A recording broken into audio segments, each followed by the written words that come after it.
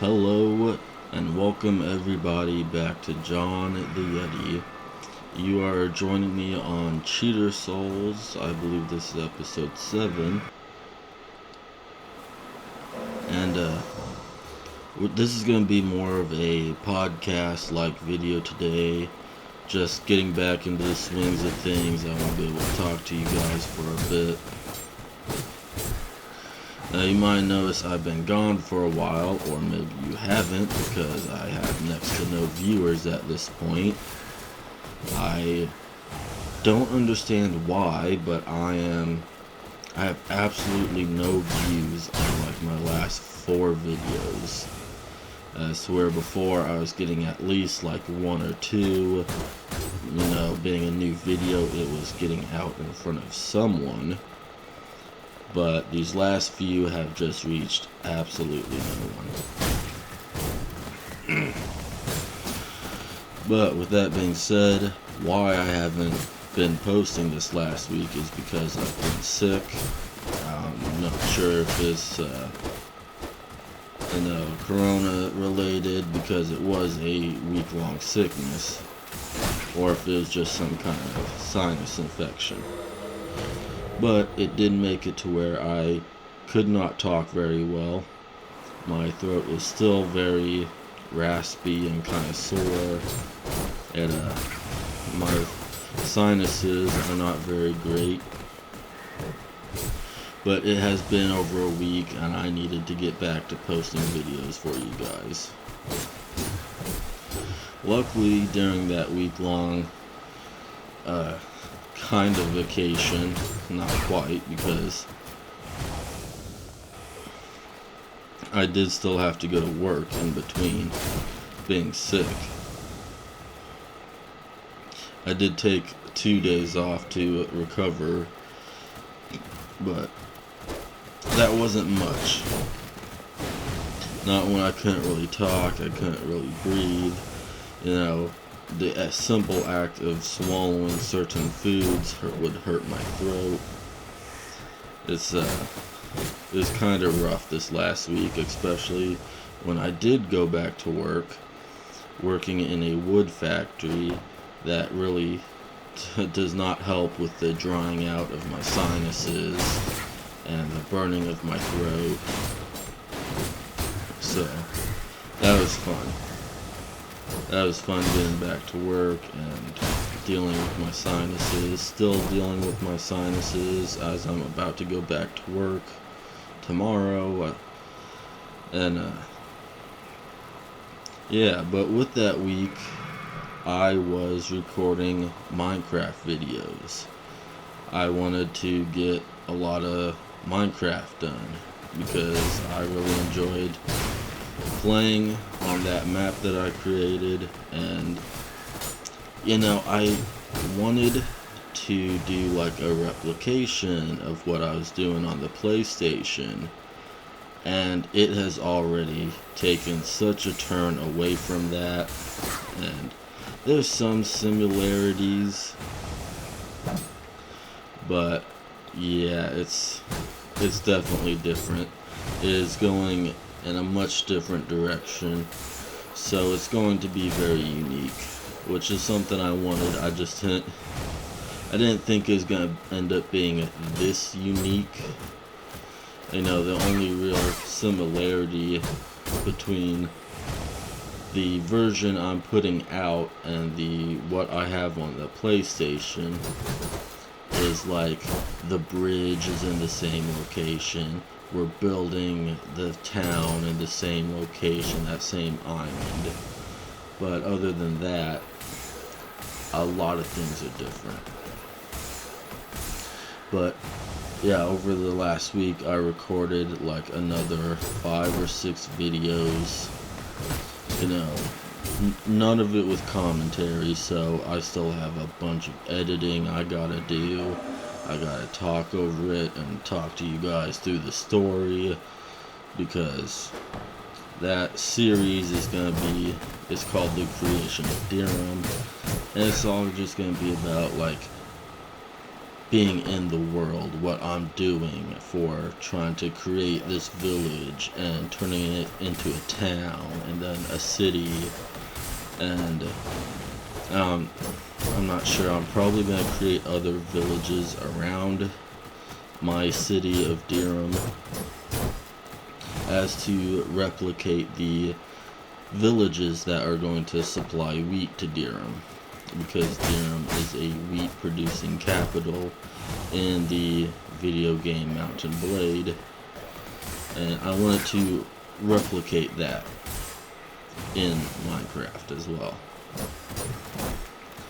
I have been having a lot of fun with making those videos. It's Minecraft's a rather easy game most of the time, even though I do have 2 unfortunate deaths that made me lose like 20 plus levels.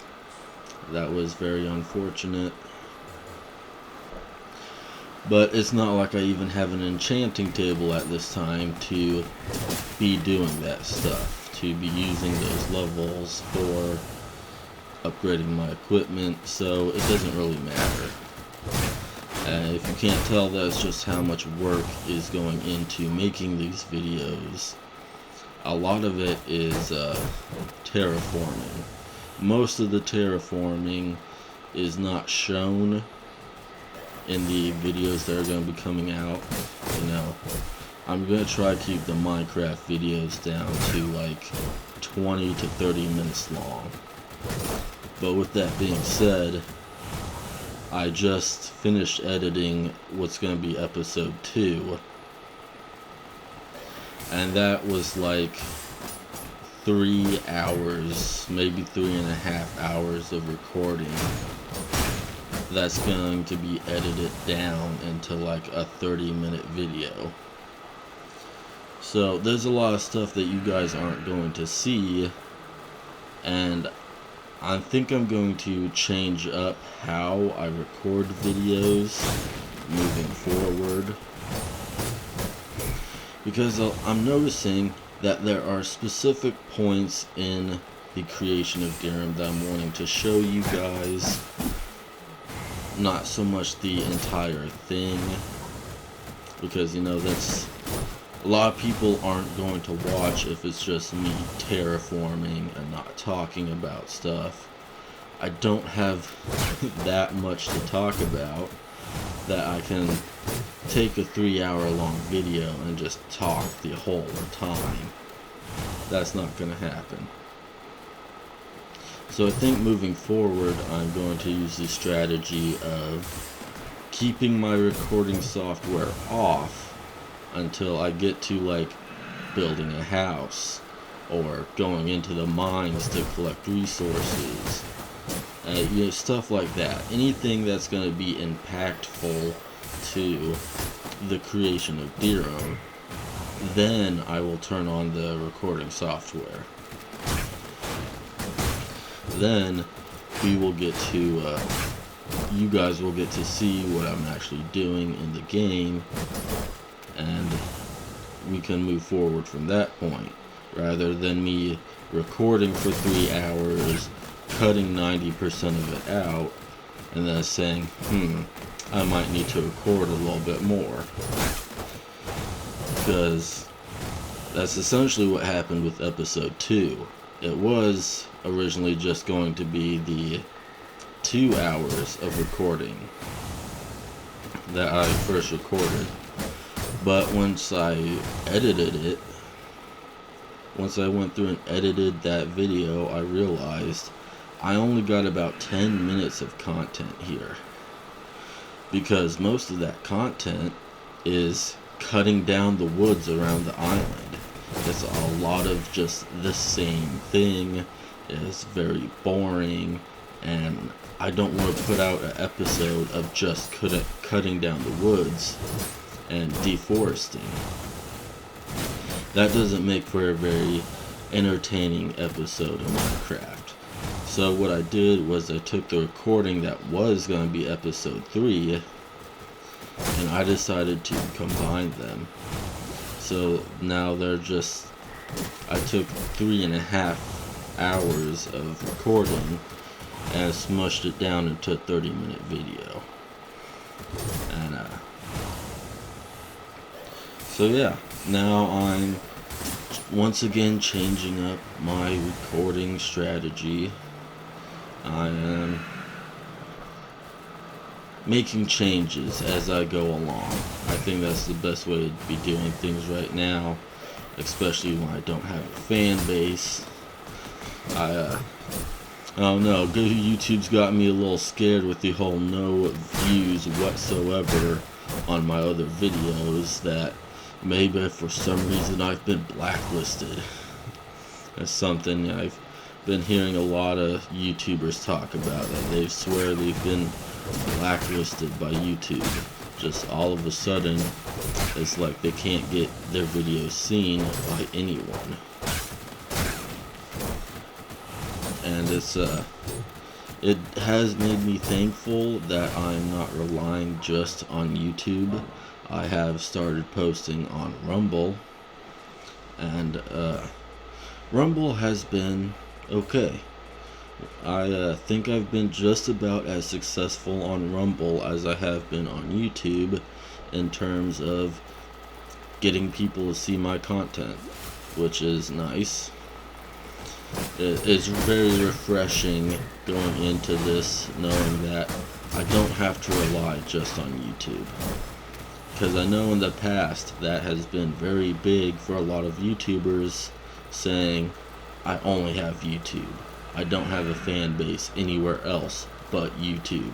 No one's gonna look at my videos anywhere else but YouTube. And I really don't want to be stuck in that situation. I think that's a very bad situation to be stuck in, especially when there's all these accusations against YouTube about just controlling what content is and is not seen by people. You know, I don't want to so much say that it's censorship, but it does seem like they want to push other videos more than some, and I don't have the first clue as to what these things are that gets videos flagged like this. Like, I've heard some YouTubers talking like there's certain words that if you say, the algorithm will pick it up, and that's a no-no. You don't get to say that word. And when you start talking about that, then that does sound like censorship. But, you know, it's like, I don't know how to call it. The topics are sometimes political, sometimes they're social issues, and sometimes it's almost like bad words. Like, okay, we have always known YouTube doesn't like using foul language, but it seems like sometimes some of the words that is being classified as foul language is not so foul, at least not to the common person. It'd be more insulting to some minor groups compared to most groups. Again, I don't want to say any of these words. You know, just saying just saying censorship might have got me flagged to not be distributed, to have this video not be distributed. I really have no idea. They don't tell you these things. No one tells you these things. And and some of you might say, well, you can just look it up. But again, YouTube doesn't want you to see or hear these things. So I feel like my time's going to be wasted trying to look up things on YouTube that YouTube doesn't want me to say. Because again, the whole point of them trying to cover up this stuff is so you won't see it in the first place. And I think, well, I know I am much more of a free will kind of person. I don't like any restrictions. And it's going to be very hard for me to constantly censor myself on certain things. You know, there's you gotta come up with different terms like anti-living. And, well, as some of you might say anti-living, you can say dying. I wasn't talking about dying. I was just, you know, talking about the act of not choosing life. It's very, like, I've heard so many different terms that's like, well, it sounds like the word, but it's clearly not. And it's like, yes, but at the same time, at what point will YouTube say, oh, we understand that slur, and that's also going to get you flagged after whatever point in the future? You know, it's gonna come down to, does YouTube understand what you're still talking about? If so, then you might get censored. And that's something I don't want to have to deal with. But, you know, choosing this career of trying to make a career down this path is something I'm going to have to deal with. But, you know, there are other options out there, and something I'm going to be grateful for is, once I get a fan base, hopefully, once I get enough people watching my videos, I will go and create a Patreon where hopefully I can get away with more of saying these things. I can be more open about my meanings, be more direct with my speech, and not, because I don't want to mislead anybody in the way I feel about something. You know, I don't want to be misleading people as to what I think is right and wrong. I just don't want to be misleading. And when I have to choose more or less slurs for my vocabulary, because I can't directly talk about something, I just feel like I'm going to be ending up misguiding people like that. I just don't think it's a good thing to be doing. And I do blame YouTube for being put in this situation. A lot of people say, well, YouTube's trying to protect people, especially from the unaliving word. Again, I think it's something that needs to be talked about, not hidden. You know, if you want more people to not unalive themselves, we need to talk about that and what is causing it. And the act of censoring that word in itself makes it harder to talk about. It makes it harder to be more direct about the situation. It just, you know, it's like they try to make it to where only professionals can talk about this subject. Because professionals, you know, people that are actually getting paid to be on media and talk about this stuff, only they have the time to, you know, how do I tiptoe around this situation without saying the word, while constantly covering my rear end and not getting struck for something else. You know, it's just, it's kind of irritating. It's very draining. Something that, you know, I was not prepared for at all. Getting into YouTube is just how draining it is. It is draining, even though, you know, right now I'm playing video games. It's not physically draining, but it's more mentally draining, because even like with this, when I'm playing, You know, right now I'm just grinding and grinding, trying to kill everything. That's kind of mentally draining. And I could take a break. I could hit the pause button on my recording at any point, but that also means I'm delaying. That means I'm taking longer to make that video and get it put out if I hit the pause button. And you know, that's something I don't want to do. I told you guys in a previous video, I want to hit 150 videos by the end of the year. Now, with having been sick for a week, this has put me behind.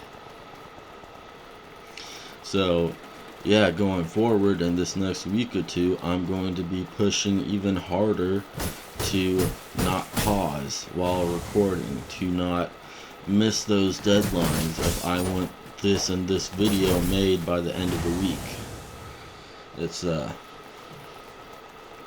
And you know, I did some work with making my Minecraft videos while I was sick, but then again, that was all just gameplay. I still have to go and edit those. I still have to do commentary over them. And then I still have to go through the process of actually uploading all the videos. And it can become very time consuming, very straining. And it really is just a mental burden. You know, kind of like getting killed to that dude for no reason. But speaking about mentally straining, is in terms of thinking about my channel, I'm starting to realize that I need to make a second channel just for gaming. Because right now, a lot of what I'm doing is gaming. But that's not what I want to do in the future.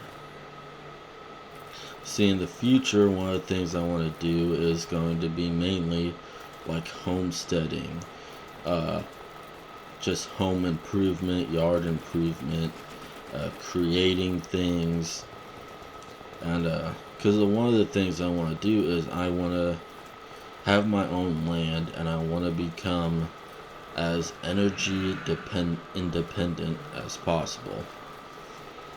So, you know, some people might be thinking, well, what are you going to do? Build a windmill on your land? And no, I'm not going to pay the ridiculous amount of money to have a windmill built on my land. But there are other energy generating things that, with the right land, I could do.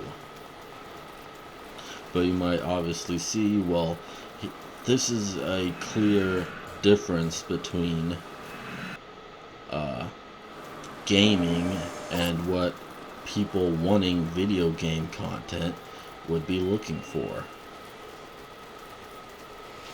You know, if you're coming here to watch Dark Souls like this, and then the next video that's recommended to you from me is of me building some kind of like hydro dam in my backyard, you might be a little bit confused. You might decide to go watch a different video, not even related to mine, and then I'm going to be losing potential viewership.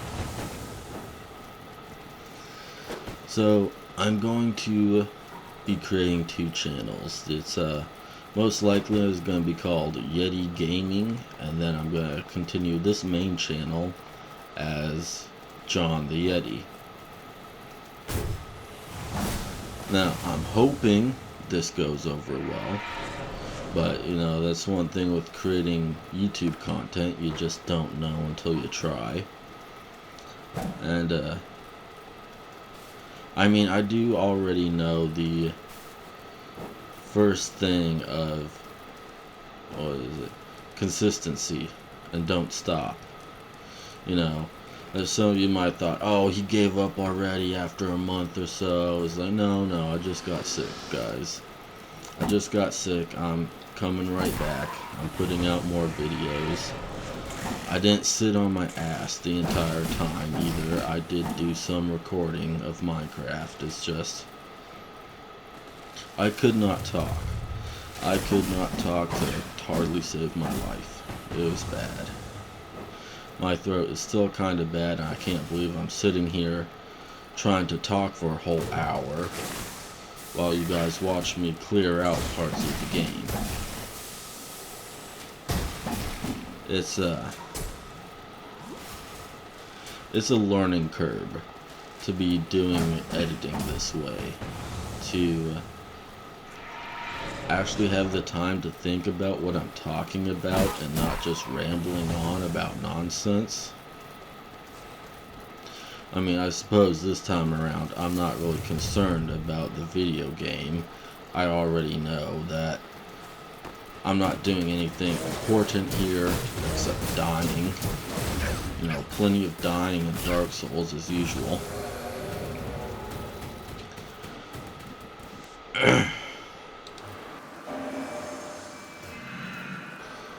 But yeah, it's so the second channel is gonna become my gaming channel, and then I'm gonna keep pushing with the first channel to do more outdoorsy stuff, more homesteading, and one of the main things you're gonna see in the beginning is smelting, because right now I actually have quite a few bags of aluminum cans that need to be smelted down and recycled.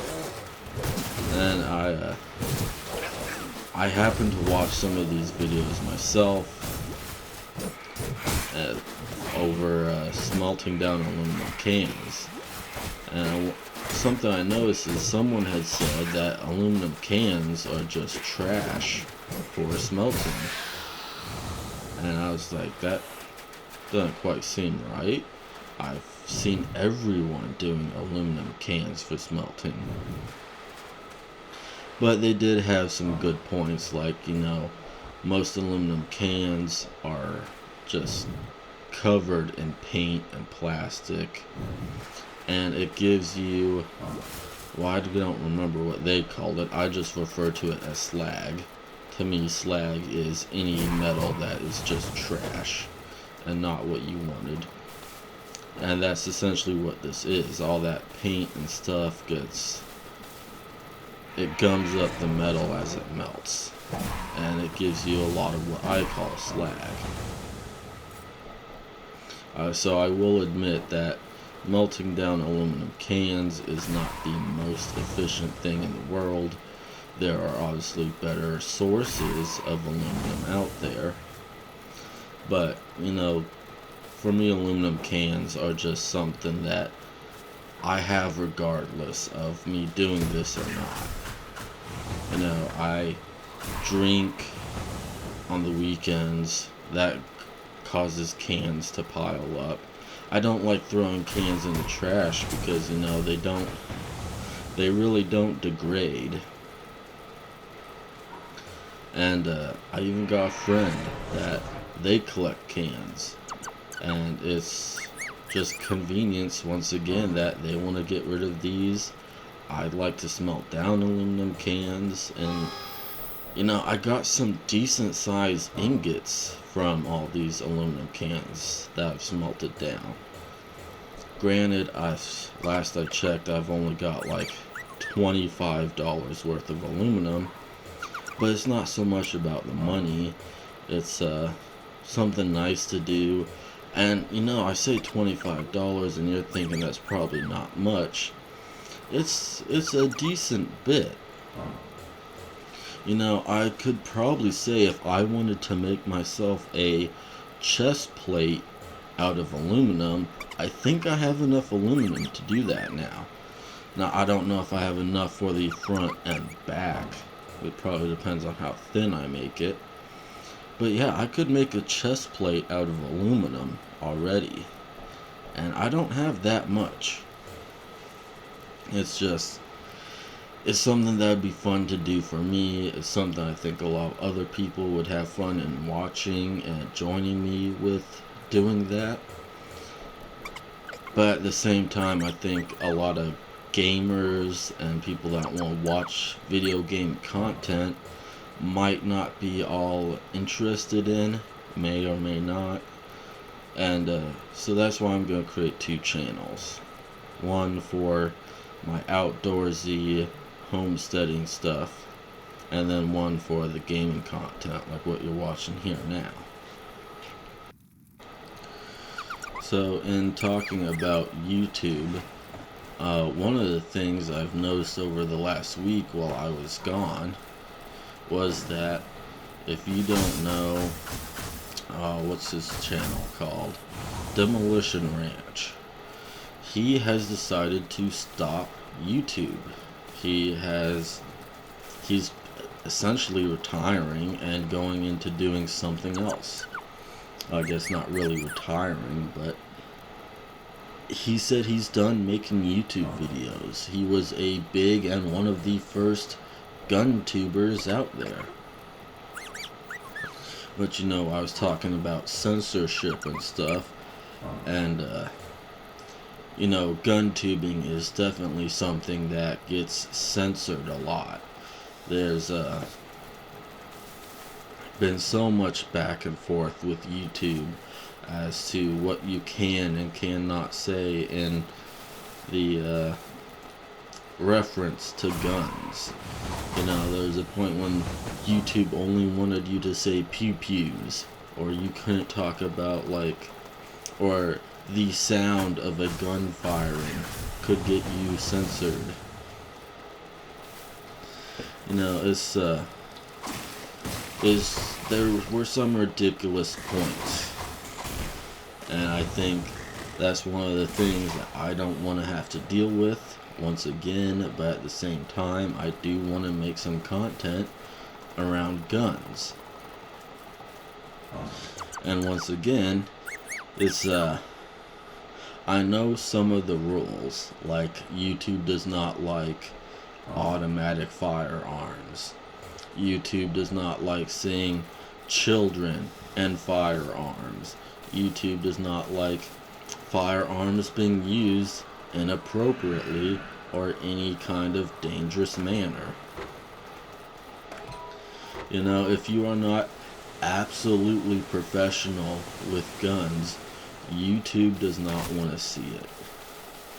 And that's another thing, is like, well, exactly where is that line of professional?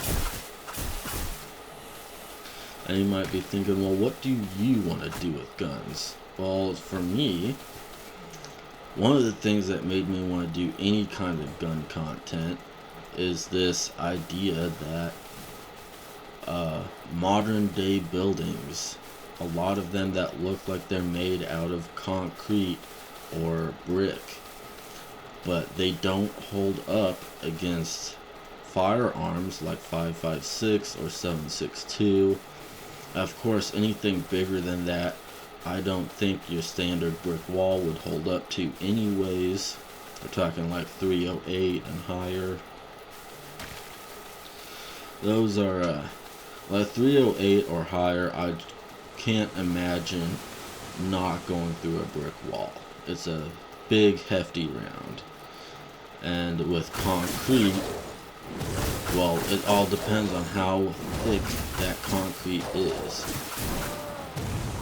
I think that's where a lot of people get messed up with the whole bullets flying through concrete buildings, is they look at the outside of their home and they say, oh, that's concrete. Well, it might not even be concrete. It might just be plaster. The biggest way you can tell the difference is if you go outside and you knock on it. Plaster is going to be a little bit softer. It's going to sound a little bit different.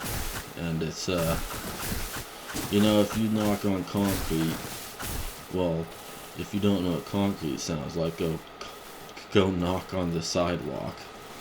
If your wall feels like the sidewalk, then you might have an actual concrete wall. But most homes that use concrete for the walls maybe use half an inch of concrete to an inch. They don't use much concrete, and it's really just for aesthetic value most of the time that they use concrete. on the outside of buildings. It's for like energy saving. It's for aesthetics. It's for anything and everything other than protecting you from bullets. Because I have to say that 99% of the homemakers throughout the world are not considering bullets flying at you when they're making your home. They're considering, how can we make it look nice, and how can we make it affordable so that we can sell it to someone and get on to making the next one. Okay, just especially today, most houses are not made sturdy enough to withstand higher caliber bullets, and I would consider 5.56 and 7.62 to be medium. That's like the standard of in between low and high caliber. You know, that's pretty much your standard round is 7.62 and 5.56. Now, if you're looking at a more, what are you more likely to be shot at with in urban areas, that's probably going to be more along the lines of 9mm and 45 ACP. Those are the rounds that are generally accepted in submachine guns and automatic rifle, or not rifles, but automatic pistols. And this is generally what is used for doing drive-bys. This is what's usually flying through someone's wall in the ghetto, you know, is 9mm and 45. Not to say that you won't get 5.56 or 7.62, because there have definitely been gang members carrying around AKs. You know, it's an iconic weapon. It has a bigger round. It makes them feel empowered. So, it is absolutely a threat that you could have, 7.62 rounds come flying through your wall. It really just depends of, are you willing to spend the extra money to have those walls that will keep you protected? In a lot of cases, most people are going to say no. Now, most people, they want a house that they can afford before they worry about, am I going to get shot from some maniac driving down the street?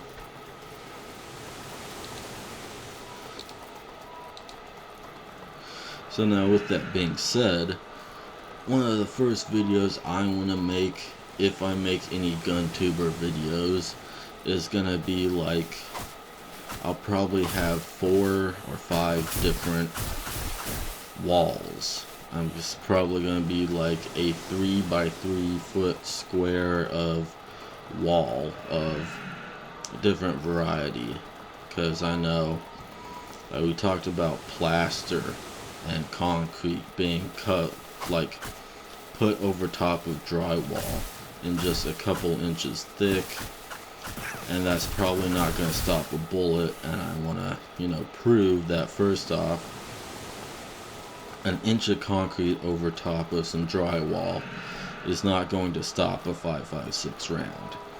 But there's also like tiles of what looks like concrete brick, but with it being a tile, that concrete brick, if you don't know what I'm talking about, is you can buy tiles that look like a concrete brick wall,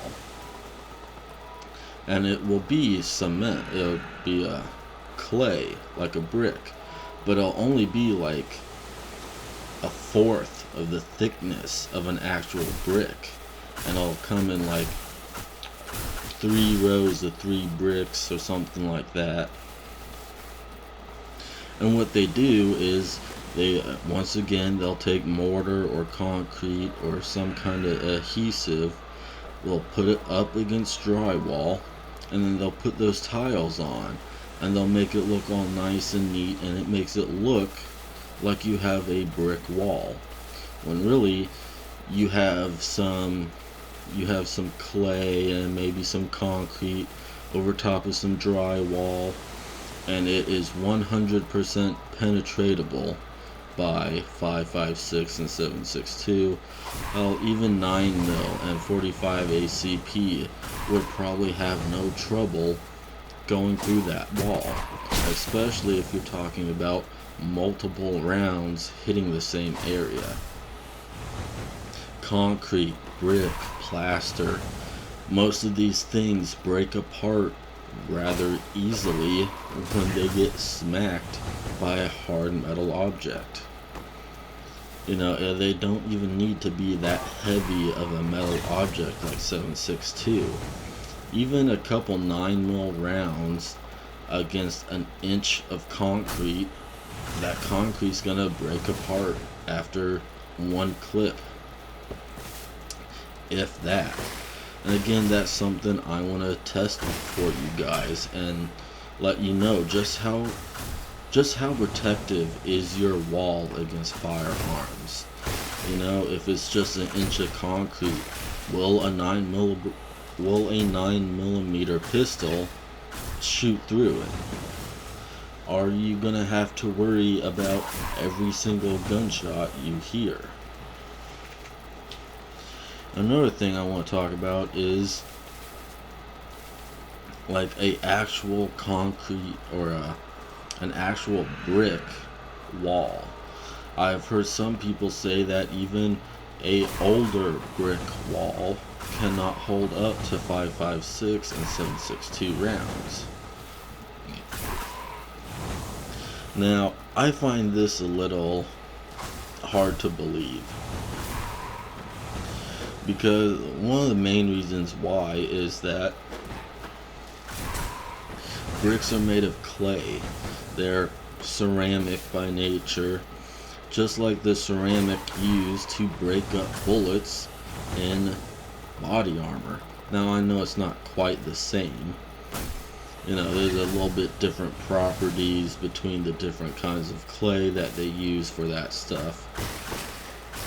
But the whole point is that you have a hard object for that bullet to smash into, the bullet breaks apart, and no more bullets to have to worry about, right? So I really want to actually do some testing for my own sake of, does brick wall hold up against those rounds, or will that brick break apart and crumble away, leaving the wall exposed to penetration?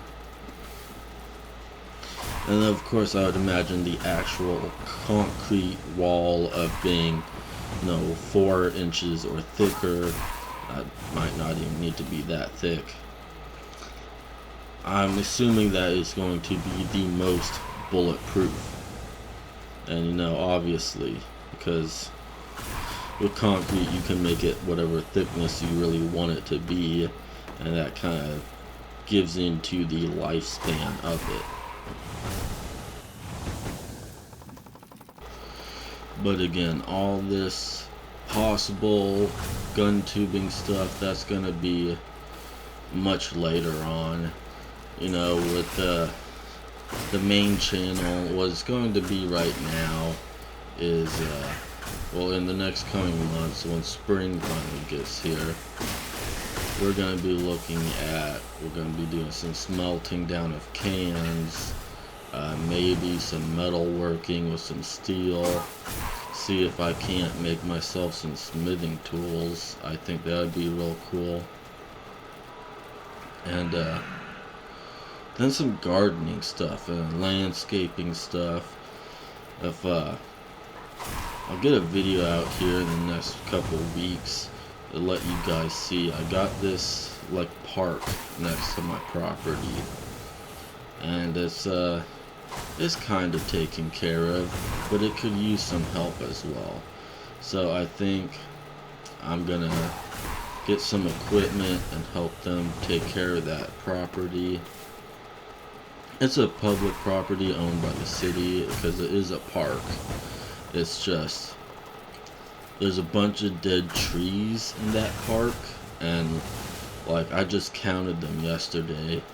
There's like 6 of them that are broken in half, and the tops have already been cut up, but now you've got this bottom half of a tree just sitting there. It looks ugly, it's kind of in the way, and eventually it's gonna fall over. But it's one of those things that, maybe I can talk to the people that take care of it, the city boys, and see if they don't mind if I just cut that down for them. Because I just happened to get a brand new chainsaw, and I'd love to use it. It would not be the first time that I've taken down a tree. Mind you, it will be the first time taking down a tree with a chainsaw. I have used a saw, like an actual carpenter saw per se, and I've used an axe. Now let me tell you, using an axe to fell a tree is one of the most difficult and endurance consuming things you can do. It is not easy to fell a tree with an axe by any means. It's something. It's something you get halfway through and you're like, man, I should have chose something else to cut this tree down with. It really is. It is so much easier to use a hand saw than to use an axe. Because the thing about an axe is it's kind of more dangerous too. Because every time you swing that axe into that tree, you're hoping, is this going to be the chop that allows it to fall? Is this going to be the chop that allows it to fall? And each time you just see little bits of wood come spitting out from when you slam that axe into the tree. And then you're going at it from both sides trying to get it to cut.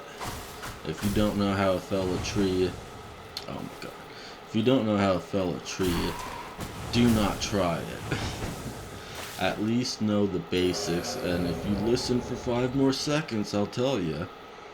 To fell a tree, you put a wedge in it in the direction that you want it to fall. It couldn't be much simpler than that. And once you put your wedge in, you simply cut or chop from the back. You put that wedge in about halfway on the side that you want it to fall down, and then you cut it from the back. That way the tree will be inclined to fall in the direction of that wedge.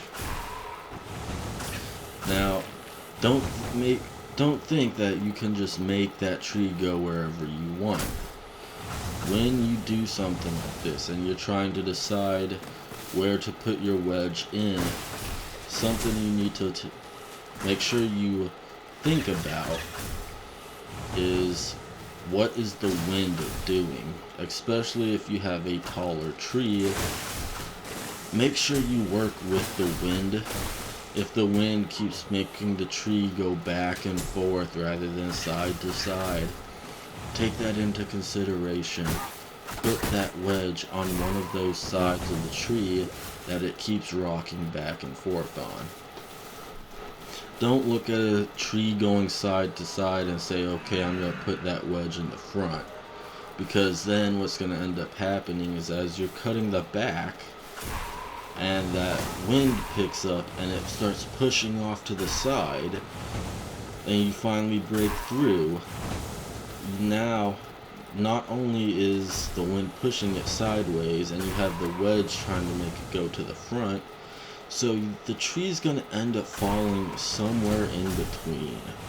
It's going to get some motivation from the wedge, and it's going to get some motivation from the wind swaying it. And it's not going to go either direction. It's probably going to be going diagonally off to the corner. Which, who knows what's in the way there, because it's probably not a direction you were even considering.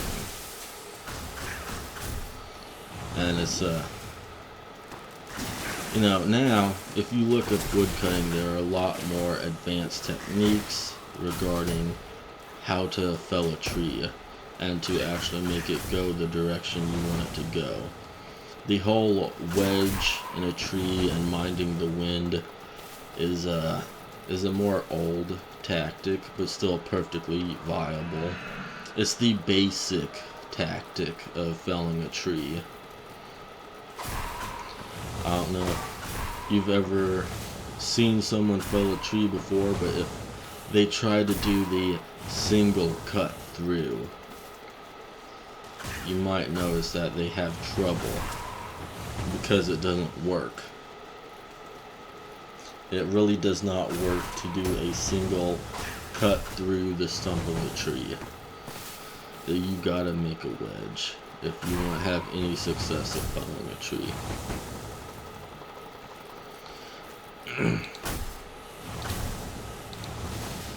Not to say that that's my excuse for me offering to fell these trees for them. It's just, part of the wood that I use for smelting comes from over there because, they don't want it.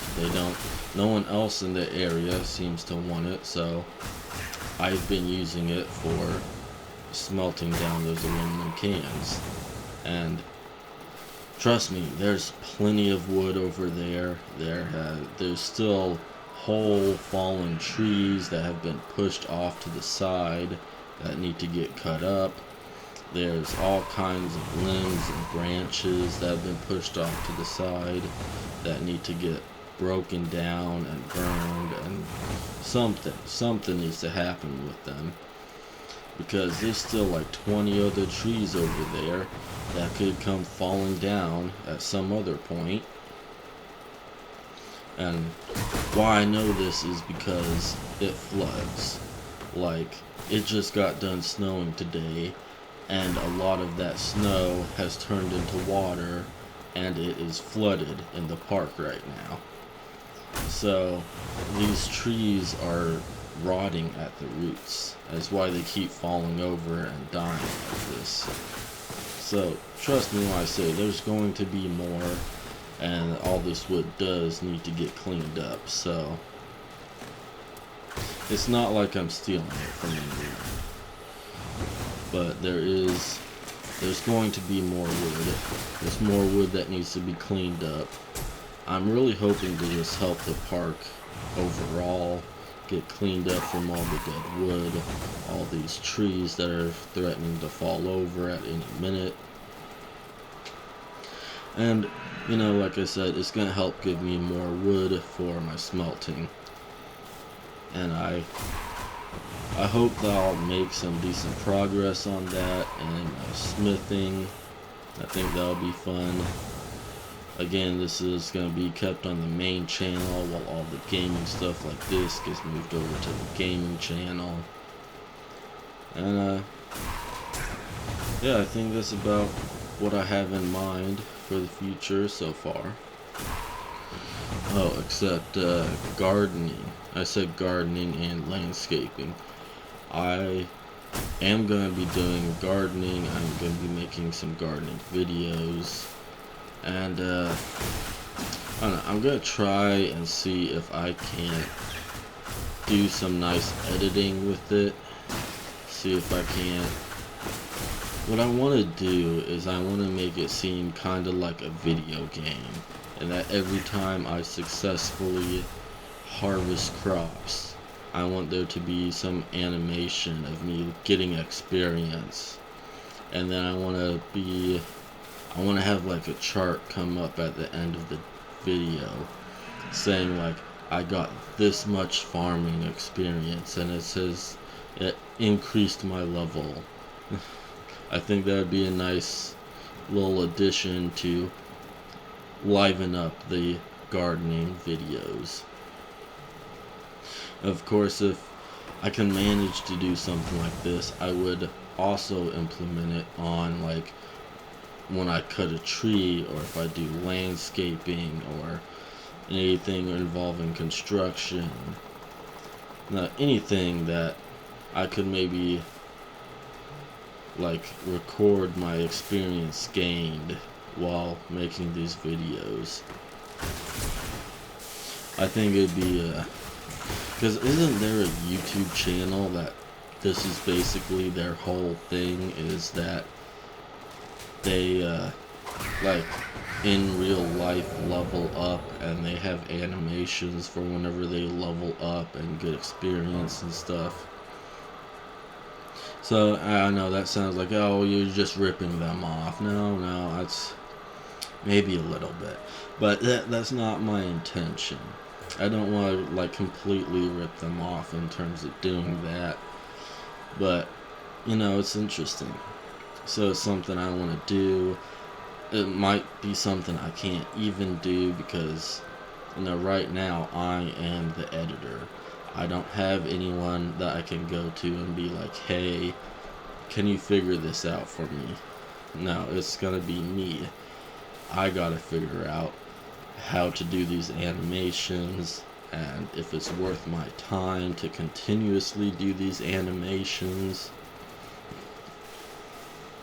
And it's gonna be a learning curve. Just like with doing this nearly an hour-long podcast is a learning curve of, do I want to ever do this again? I'm not sure, because my voice is getting back to being not so great. You can't tell, my sinuses are kind of plugging up again. And it is getting hard to talk. So with that, I think I'm going to wrap this up.